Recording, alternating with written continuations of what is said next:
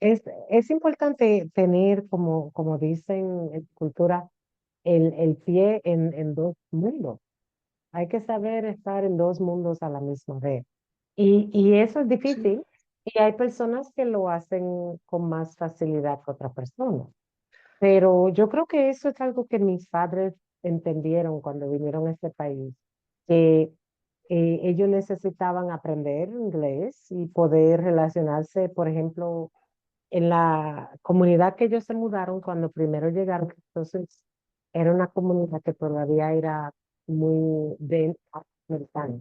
Había muchas personas afroamericanos en esta comunidad, no hablan español, pero eran personas que se hicieron amistades, por ejemplo, de mi papá, y él comenzó a aprender inglés, comenzó a entender un poco la cultura y pudo subirse, superar su condición económica y de hacerlo de aquí.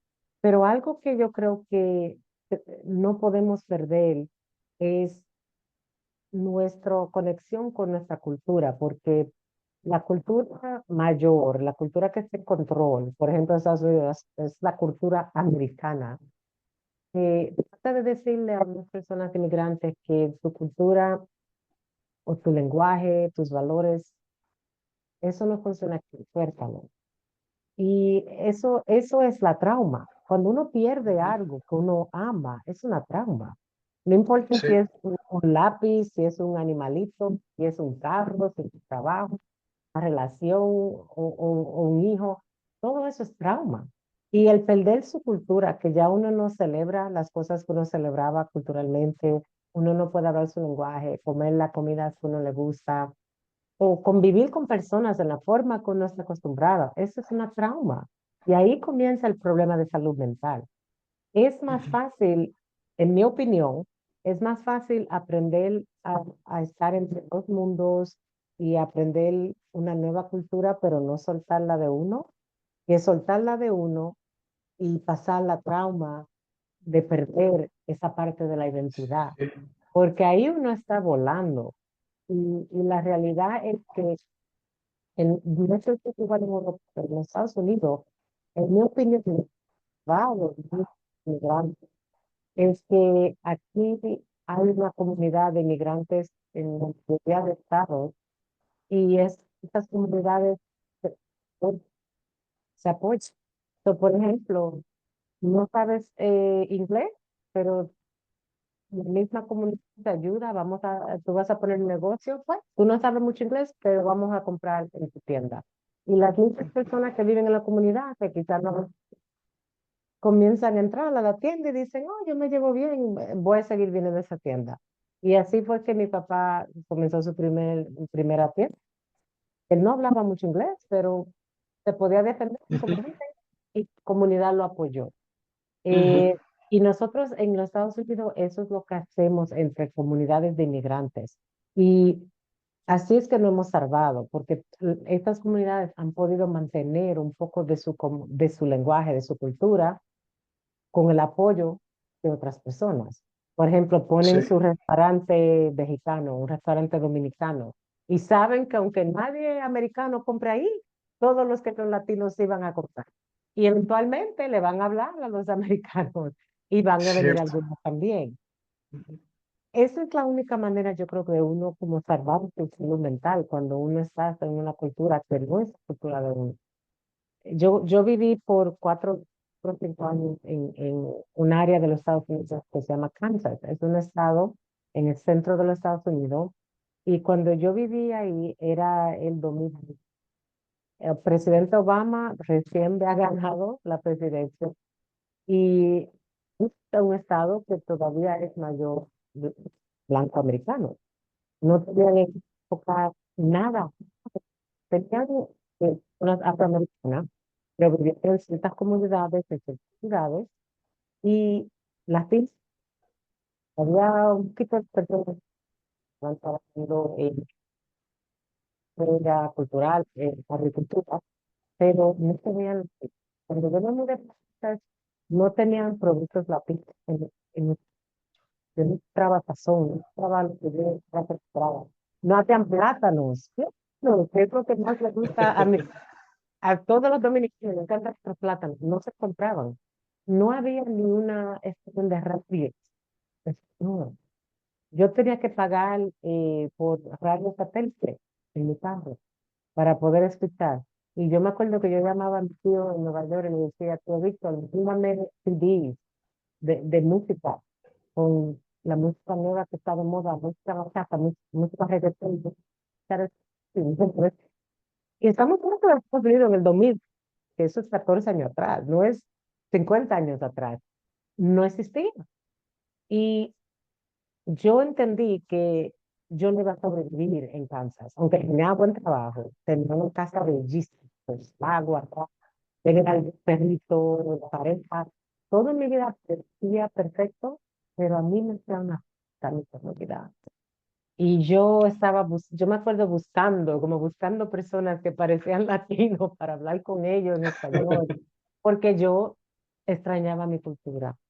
Extrañaba, porque Nueva York es bien mezclado. Aquí en Nueva York uno encuentra de todo. Hay una cultura india, cultura asiática, con cultura judía. Todo se encuentra en vecindarios aquí. Pero en los Sí, otros estados de los Estados Unidos no es así. Y yo me acuerdo diciendo, wow, si yo no encuentro amistades o personas con quien me puedo conectar, y yo no voy a poder vivir aquí a largo plazo. Me voy porque la soledad y uno sentirse aislado así es muy malo para la salud mental. Y yo me acuerdo cierto. que yo me sentía un poco deprimida y fue cuando yo vi unos flyers, unos folletos, diciendo que estaban dando clases de hacer ejercicio, de Zumba, que en esa época Zumba era algo bien grande, bien popular. Y yo dije, ay, voy a coger unas clases de Zumba. Ahí yo conozco latinos. Ahí no había latinos. La entrenadora era afroamericana, pero le encantaba la música latina y ella hacía esas clases de Zumba. Y había muchas mujeres afroamericanas y blancas. Y, Claro. y ahí me metí yo y comencé a hacer amigas. Amigas que quizá la cultura no era igual, pero más cerca a la cultura que yo estaba acostumbrada. Sí, Y yo me acuerdo de lo que mi papá dijo, que cuando vino a este país, y mi mamá también, la cultura afroamericana le dio la bienvenida. Se podían entender un poquito más.